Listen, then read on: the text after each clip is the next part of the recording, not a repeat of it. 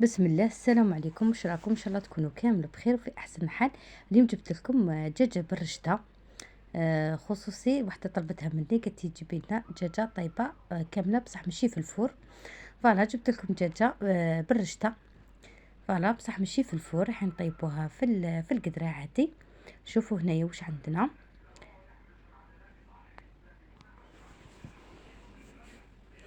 هنا عندنا دجاجه كامله متوسط الحجم. فوالا بعد ما غسلناها ونقيناها كامل ونحينا هذوك الريصه نتاع الجنوحه وكامل. فوالا دوكا هنايا عندي المرقه. دوك المرقه هنايا درت الحبه تاع البصل كبيره، خليتها تقلات مليح، ومن بعد حطيت شويه تاع حميصه، حطيت 2 حبات تاع لفت. قسمتهم على 2. فوالا ومن بعد من بعد مرقت، بعد ما تقلات البصله، بعد مرقت وحطيت شويه تاع لي زيبيس، برك ما درنا لا طوماطيش لا عكري، حنديرو مرقه بيضه. الرشته لازم لها مرقه بيضه. فوالا حطيت برك شويه تاع لي زيبيس. دوكا هنايا بعد ما حطينا هذيك الدجاجه، حطيناها في المرقه، وما لازمش تكون المرقه قويه على الدجاجه. لازم هذوك ليكويس تاع الدجاجه يكونوا خارجين على المرقه، ما يكونوش لداخل في المرقه باش ما يذوبناش. خلوا الصدر تاع الدجاجه يكون لداخل في المرقه باش يطيب ويجينا طري ويجينا بنين.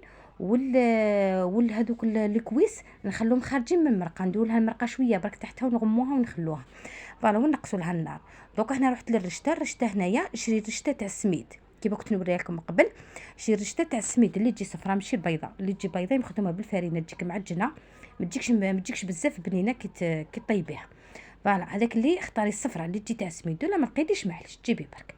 دوكا هنايا الرشته تاعنا درت لها 3 مغارف تاع زيت.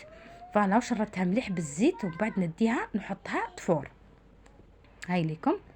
دوك تنقص هكا الكسكس هكذا معمر، ومن بعد تنقص. شوفوا الدجاجه ماشي معمره الماء عليها، ما لازمش تتغطى بالماء تذوب لك.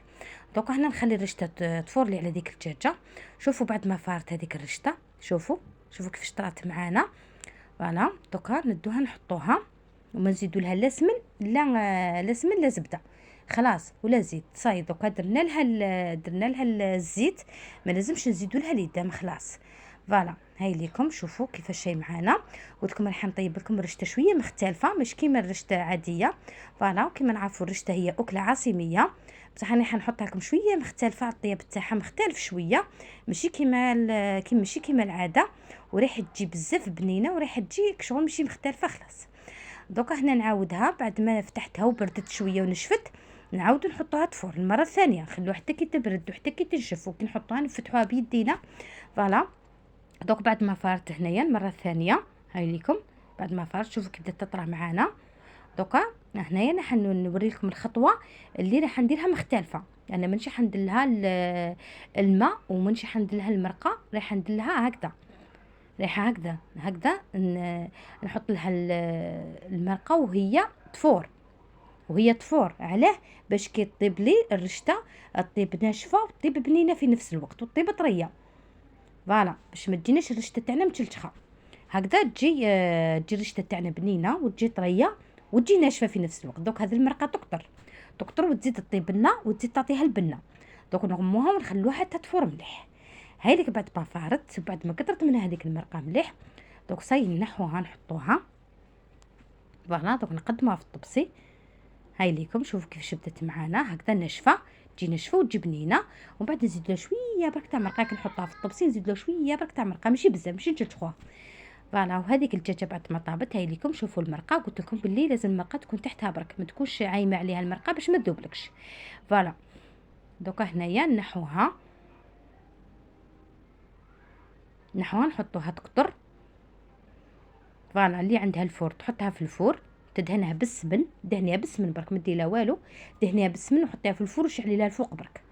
فوالا واللي ما عندهاش الفور تدهنها بالسمن، ومن بعد تحط المقله تسخن مليح، ومن بعديها ديك المقله كي تسخن مليح حطي فيها الدجاجه تاعك وبقاي تقلبي فيها.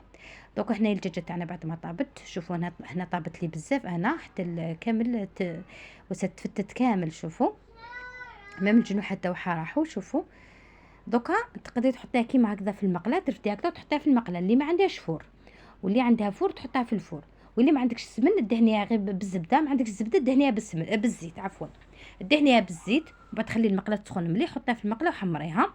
فوالا ما عندكش عفوا، ولا عندك الفور دهنيها مليح وحطيها في الفور وشعلي لها الفوق برك. فوالا هذه هي الدجاجه بالنسبه خصوصي اللي قالت لي ما عنديش الفور. فوالا هكذا طيبي الدجاجه ومن بعدها دهنيها بالسمن وحطيها في المقله وخليها وشنو خلي المقله تسخن مليح باش ما تسقلكش الدجاجه. فوالا هذه هي بعد ما قدمتها هكذا مع الرشته. قلت لكم بلي الرشته انا درت لكم مختلفه شويه في طيابها وفي التقدام تاعها. فوالا انا ما درت لها والو، درت لها برك اللفت والحميصه، وكما نعرفوا الرشته تحب اللفت وتحب الحميصه. فوالا وانتوما ديروا واش تحبوا. فوالا تحب الخضره تحط الخضره، تحب البيض تحط البيض. فوالا انا حطيتها بالاصل تاعها، هي الاصل تاعها اللفت والحميصه. فوالا دوك هنا نزيد لها شويه تاع مرقه برك ما تجلشوهاش لخاطر علاه راهي فيها المرقه شربناها قبل كي كانت تفور شربناها. فوالا ودوك نحطوا لها شويه برك هذا ما كان باش ما تجيناش ناشفه، شويه برك ما نكثرولهاش خاطر شي متشربه وراهي طريه معانا. فوالا هذه هي الدجاجه بالرشته، ان شاء الله تعجبكم. كما راكم تشوفوا خفيفه، ليه راح توجديها ما تعيك ما والو، انا تم وجدتها. فوالا هذه هي ان شاء الله تعجبكم، شاهدكم في الجنه. كما تاني تقدري تقدميها مع الفريت، تقدري تقدميها مع اي لاصوص. ان شاء الله تعجبكم، شاهدكم في الجنه ومع السلامه.